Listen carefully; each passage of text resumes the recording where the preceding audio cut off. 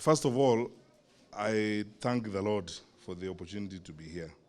It's true we have been discussing this for a while, but today is the day that the Lord appointed we are going to do it. We are here and we thank Him for the opportunity we've had to do this. I want to thank you, Bishop Kariuki, for being persistent and focused on this. We have discussed this matter for quite a while. To bring it to fruition, together with the clergy that you've worked with, I want to sincerely thank you for the effort that you have made. My brother, our governor for Nyandarua, Mr. Kimemia, I am one of the very few people who are fortunate to have worked with you, and I've known you for a very long time. I know how focused and committed you are to the service of your people, and we can see in the work that has happened here. It is true, as you have said, I've been here several times in Nyandarua, in most cases sent by His Excellency, our President, to do the job that he has given me to do, namely look after national government projects and build a strong collaboration between county and national governments to deliver on what needs to be done. And then there are two things actually that are bothering me about Nyandarua, and by the grace of God, I am going to mobilize my colleagues so that we see that we actually do something about them. Because I honestly think we should get the dream of starting a university campus in Nyandarua to come through. I'll sit down with my colleague, Professor Magoa, and my two colleagues who are here. We'll discuss this matter at the cabinet level and see what we can do. Because this thing has been on the cards for a very long time. The desire and the drive of the community is huge. And sometimes, even within the constraints of our budgetary issues and programming, policy needs to be responsive to need and to the things that happen. So we will discuss the matter. The second other issue is that of the stadium. I think that given the history of Nyandarua and the history of this country, it would be befitting, this is my honest view, that one of the grand finale of the president's public meetings happens at Nyandarua Stadium.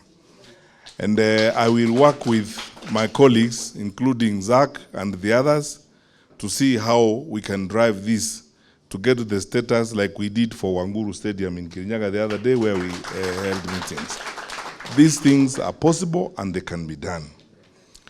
While we are on that, I need to clarify to Zach and Joe Musheru that I am not Jonah.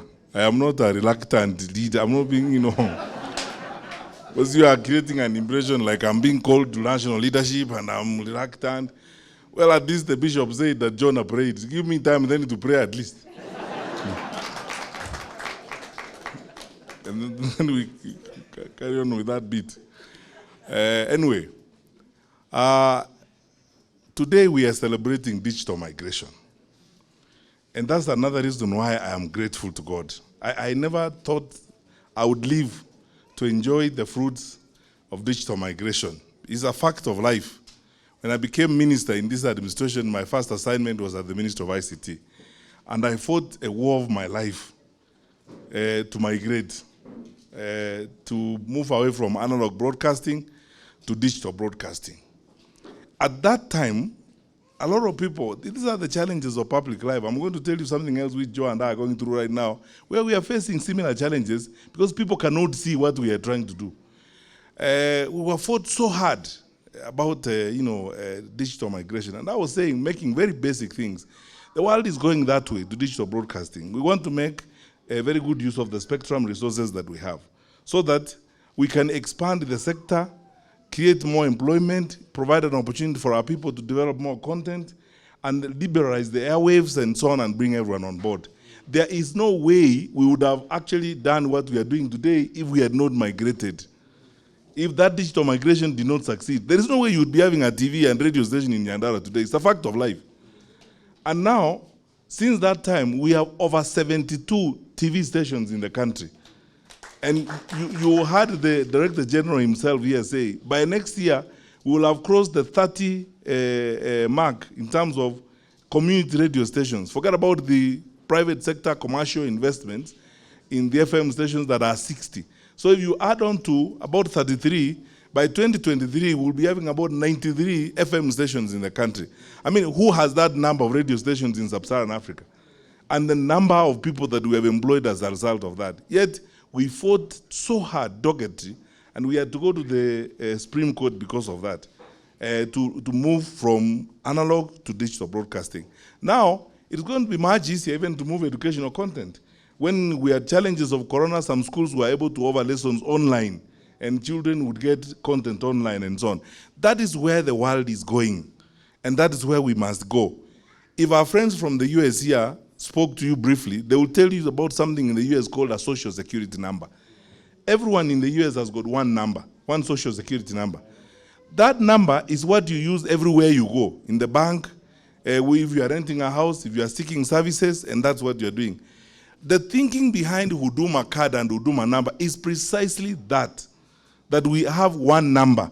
Instead of you carrying an ID card, an NHIF card, a passport, a voters, all manner of cards, so that everywhere you go, you actually need almost a basket to carry cards before you go somewhere. So we said, besides, we have the data. If you go to the National Registration Bureau, your kitambulisho data is there. If you go to the Registrar of Births and Deaths, your data is there. What we are doing as government is to bring all those data sets together and integrate them so that they are in one place. With that one number, wherever you go, if you go to hospital, that is the only thing you need to have, that card only. It has your NHIF information. You will not need to go and renew your driver's licenses. That one card alone, you will renew your driver's licenses in any Huduma center across the country. Surely, who doesn't want to go that way? Unataka kubeba kadi kila mahali? We makaratasi everywhere, some of them getting lost. Yet, with that one card, if you are sick, you go to hospital in Nakuru, they just take that one card, that one number. Once they key in that number, they'll get your details, they will see where you attended to a doctor last time, you were given this medicine and so on, then they proceed. You are registered in NHIF and so on and so forth, then they proceed. Sasa, ile vita sasa tunapigwa hapa na Joe, ni kama ile vita ya digital migration tena. Tumeenda kotini hapo, High Court has ruled against us. And as I said last time, trust me, as long as the president keeps me in this assignment, tutapelekana mpaka Supreme Court. Because you see, you are denying our people a service. That is what's happening. People, if you talk to some of these people here, watu wengine hapa wamenyanganywa mashamba because kuna mtu mkora anaenda kufiddle things at the Ministry of Lands. Kwa sababu uko lands, you are a different person. Registrar of Births and Deaths, you are a different person. NHIF, you are another person. Hata kwa marriage registrar, you have other names there. Uko, sasa, why would you want to be 20 people? You are one. And you just need only one number. And that number assists you to get the services where you go. So we will stay on this. And the thinking, my job is to implement my president's vision. And my president's vision is to ensure that we digitize records and make public services easier for our people. Badala ya kukaa tangu asubuhi, kuna language ile mnajua ya ushenzi. Eti file imepotea, nunulia wazee chai, sijui nini. This is what we are trying to end. So that if you need service, you go to an Huduma center, you give your card. They put it in there, they say, oh, minor commander, they key it in. The number is there, they tell you, okay, what do you want to check today? I lost my driver's license. They don't even give you a driver's license. They just go to the data set for the driver's license, they key in, and they load onto your card. You go away. And the police officers, when they meet you on the road, they have machine readers, where once they put that card inside, they will see whether your driver's license is valid or not valid. Sasa wanataka tuendelee kukaa, na hiyo njia sasa ukipata pale Naivasha, polisi anakuuliza, why is your driver's license? Mbona imezeeka? Tunataka kutoka hiyo maneno. That is the thinking behind Huduma card. And that's why we are fighting for it. It is good for us. That time, tulikuwa tunapigwa vita. Na watu wengine pale wa TV, wananiambia, oh, tutazima TV. I told them, switch them off. You will switch them back on yourselves when you have realized what needs to be done. Hatuwezi kupelekwa namna hii. A country is managed by people being serious and sincere about what needs to be done. So look at where we are today. Over 60 FM stations. And all those have employed our children. And content is being generated every day. Look at where we are today. Over 72 TV stations. And all of them have employed our children. And we are expanding community radio because we migrated. Just imagine What would have happened when Corona came around if we had not migrated? How would we have communicated in the things that we wanted to do? So let us accept this. Technology is moving, our world is becoming modern, and our president has got very, very good ideas about this, and we back what he has decided to do. Finally, I congratulate you, Bishop Kariuki. We will support you to expand and go to new horizons. Please increase the development of content. Please work with governors. He says if you create a capability here to train people who can do more broadcasting, we will support you. And that is our job. Now, since the governor told me, because when we sat down, the first question I asked him, Governor, there's no problem of land in Nyandarua. Why can't we give this good man a big piece of land to muasisi ajenge kanisa kubwa? Watu ni wengi, wengine wako huko nje. Nahitaji kuhubiri watu wote wakiwa ndani. And God wants more people inside. So on. Sasa governor, kwa vile umenipromise hapa mbele ya hawa watu na mbele ya Mwenyezi Mungu kwamba utampea shamba, mimi na hawa wenzangu Joe na Sisili tutakuwa watu wa kwanza kuja kufanya mchango wa kujenga hiyo kanisa mpya na hiyo nyumba mpya to expand so that the Lord is worshipped. But I need to say the following 2 points before I sit down. We are approaching a season where usually people sometimes get excited and excitable. We need Kenya today, tomorrow, and always. This is our only home on earth. I want to assure you that as government and as security sector, because I am the minister in charge of security, we are going to do everything we can to ensure that we have free, fair, and peaceful elections. We will provide an environment for peaceful campaigns. We've already started preparations. Tomorrow we even have a major meeting in the morning with inter-institutional meetings, including IBC and the others, now looking at how we are preparing for the general elections. But I want to ask us to understand one thing. We have to be patient, we have to be tolerant. We are a democratic society. We have made a choice. You know, the opening words of our constitution are these: we, the people of Kenya. We have made a choice that we are going to be democratic. What that means is that we listen to each other and we work together. Disagreement or differences of opinion are not a good enough reason to bring about violence and cases of intolerance and restlessness. And let me say this, because this is what I am employed to do, and I will be true to it, and I will do my work together with my colleagues in the security sector. We will do everything humanly possible to remain objective, firm, and we will implement the law very strictly. That is why I am very happy with the regional security team in Western, because by this morning when I spoke to the regional commissioner, we already had arrested 5 people related to that incident that involved the deputy president in Busia.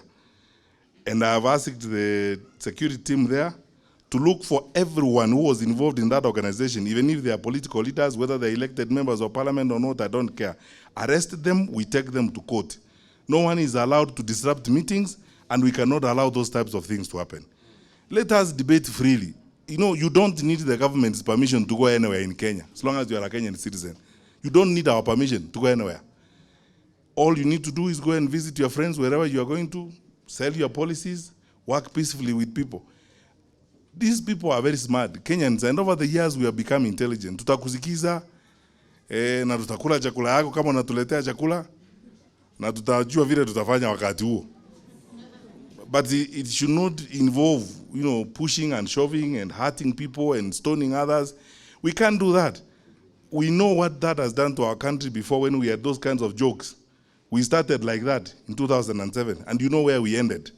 Safari hii, we will not wait and procrastinate. We will act with speed and firmly on all those things.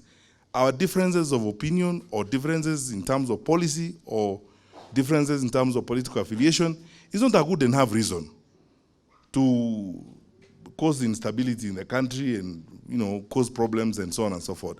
Let's not ask our people start encouraging our people to live lawless lives. Everyone has an opportunity, has a right granted by the Constitution to move around and propagate their philosophies. If we have differences of opinion, if we have different ideas from theirs, that's fine. That's one thing. But they must be allowed to proceed and do what they have to do. Finally, for the media, and like the one we are launching here today, there is that provision of the law that no Minister of Security wants to apply, at least in a democratic society. I know that we have the Public Order Act. I don't want to use it. And I pray that God enables me to do my bit and live without invoking it. But you know, I'll also not fail to invoke it if it becomes necessary to do that. Let's not use our media opportunity to incite people, to propagate ethnic and negative messages, destructive to the unity and stability of our country. Let us be responsible people in the things that we do. We are a tolerant society. Even we in government are learning to be tolerant. We talk about this all the time, and we tell people, even when people insult us and criticize us, we normally say no amount of criticism or insult or disagreement with us is a good enough reason to deny you your opportunity to express yourself. That's how we are going to be a great country, by listening to each other. And sometimes listening even to the things we frankly would not like to listen or would rather not listen to, but Kenyans made a choice. They made a choice to be a democratic society, and we're going to be democratic in the manner in which we are going to live. So I urge all of us, those community, especially community radio stations, I know there are areas where we have had to issue warnings, there are areas where I've had to work with the Communications Authority to caution people that you are headed to the red line. We will be as patient and as tolerant as possible, but you know us. I will go the whole hog if you break the law. We will shut you down without batting an eyelid. Because you see, if it's in the best interest of the country, we will do it. But I pray that I don't go there. I don't have to get there. Because most of us are wonderful people. Most of our faith-based organizations are great people. We work so well. And even when we have some arguments or active moments of fellowship, we usually finally come together and then pray. And then we go on, as it were. So I hope we will not get to that point. But please, we will safeguard the stability of this country jealously. And we will ensure that all of us act objectively. And finally, I've asked my colleagues in the security sector. We are being called to serve our country. This is the time we are going to be most tolerant, most patient, but most importantly, most objective in making the decisions we make. We will not take sides. We may ourselves not like certain things, but we don't have that luxury in the law to use our biases in making the decisions that we have to make where security matters are concerned. So we must provide a level playing field. We must allow everyone to do what they have to do. And as I said, everyone who's campaigning, they're free to move around the country. You do not need the government's permission to go anywhere in Kenya, as long as you are a Kenyan citizen. Bora tu, you observe the law. You don't also go there and start your own wars there. Start fighting people, supplying janga and illicit brews so that people can be excited about you, and then in the process you break the law. Tutakukamata, regardless of your status, we will ensure that you face the full force of the law, as it were. So finally, since we came, I reserved the best for the last. As a matter of tradition, since this wonderful good man here is trying to put his TV and radio station together, I suggest that all of you wonderful people of goodwill will join me. We give him some little support so that now he can kick off. Unajua vile kwanza inakuanga kazi, as it were. Tumsupport mbio mbio hivi, alafu tuendelee.